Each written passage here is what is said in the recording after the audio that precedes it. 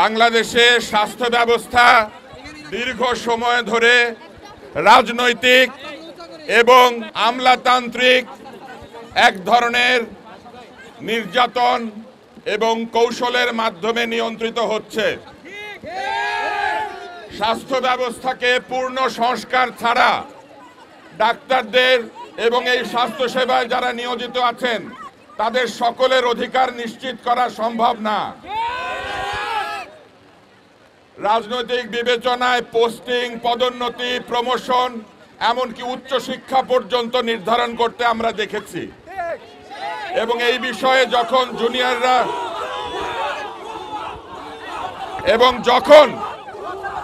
যখন এই বিষয়ে ডাক্তাররা কথা বলার চেষ্টা করেছেন আমরা দেখেছি সেই বিষয়কেও নিয়ন্ত্রণ করা হয়েছে।